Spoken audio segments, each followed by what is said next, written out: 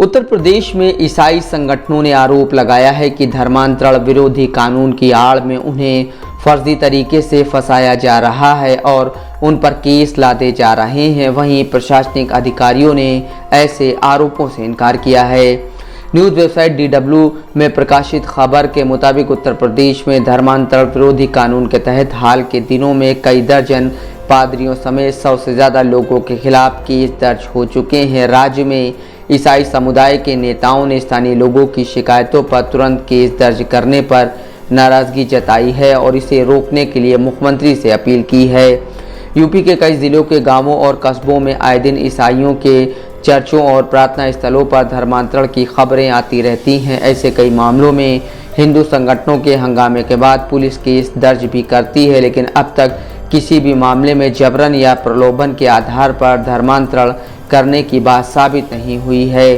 खबर के मुताबिक हाल ही में जौनपुर ज़िले के मुरादपुर कोटिला गांव में भी ऐसे ही एक मामले में 16 लोगों को गिरफ्तार किया गया था। हिंदू संगठनों की शिकायत पर यहां पुलिस की टीम ने छापा मारा था। इससे पहले फतेहपुर, गोरखपुर, बरेली, कानपुर देहात समेत कई और जिलों में इस तरह की कार्रवाइयां हो चुकी हैं।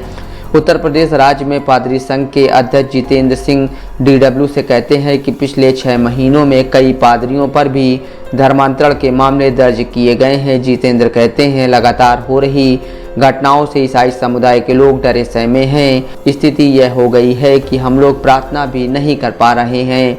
वे बताते हैं कि 10-20 लोग पहुंचकर नारे लगाने लगते हैं, धर्म परिवर्तन कराने का आरोप लगाने लगते हैं और फिर पुलिस उनके दबाव में छापेमारी करके हमारे लोगों को गिरफ्तार कर लेती है। इन सब कारणों से कई जिलों में कुछ चर्चों में ताला लग गया है, प्रार्थनाएं बंद हो गई हैं। सामूहिक प्रार्थना समेत चर्च की कई गतिविधियां प्रभावित हुई हैं।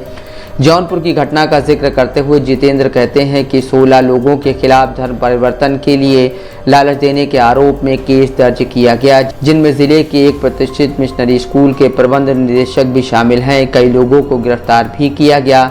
हालांकि स्थानीय थाने के इंस्पेक्टर संतोष पांडे कहते हैं कि गिरफ्तार किए गए लोगों में स्कूल के MD शामिल नहीं हैं। इंस्पेक्टर के मुताबिक छापेमारी के दौरान कई तरह के धार्मिक साहित्य और अन्य दस्तावेज बरामद किए गए थे।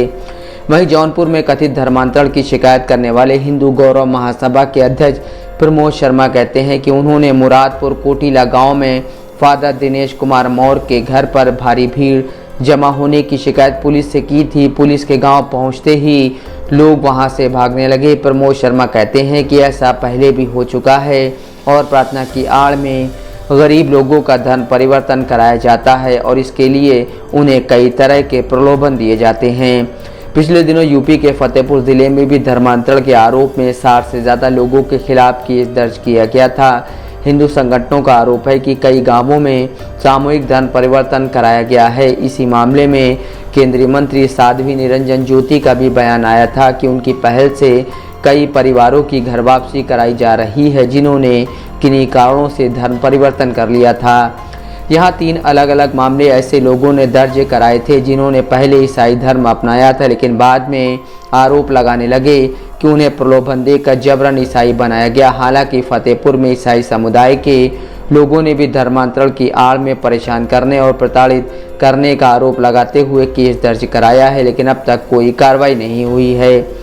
जितेंद्र सिंह कहते हैं, पिछले हफ्ते करीब 100 लोग मेरे चर्च के सामने आकर नारे लगाने लगे और कहने लगे कि यहाँ धर्म परिवर्तन हो रहा है। हमारे यहाँ चर्च में स्कूल भी चलता है, बच्चे पढ़ने आते हैं और वो बच्चे क्रिश्चियंस के ही हैं। पुलिस ने जांच की लेकिन कुछ नहीं मिला। इस मामले में तो पुलिस ने हमारी मदद की, लेकिन हमारी शिकायतों पर केस दर्ज नहीं होते। कई जगह हम लोगों ने केस दर्ज कराए हैं। जौनपुर में एक प्रधान के खिलाफ केस दर्ज हुआ, लेकिन किसी के खिलाफ कोई कार्रवाई नहीं हुई।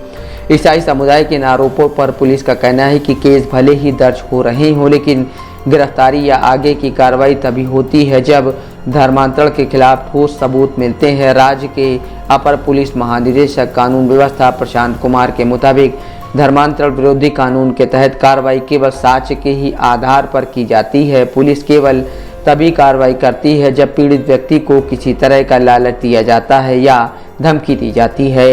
यूपी में साल 2020 में धर्मांतरण विरोधी कानून लागू किया गया था, जिसके तहत गैर कानूनी धर्म परिवर्तन को गैर जमानती और संज्ञेय अपराध बना दिया गया है। इसके मुताबिक जबरन या फिर किसी तरह का लालच देते हुए या फिर छलपूर्वक धर्म परिवर्तन कराना गैर कानूनी होगा।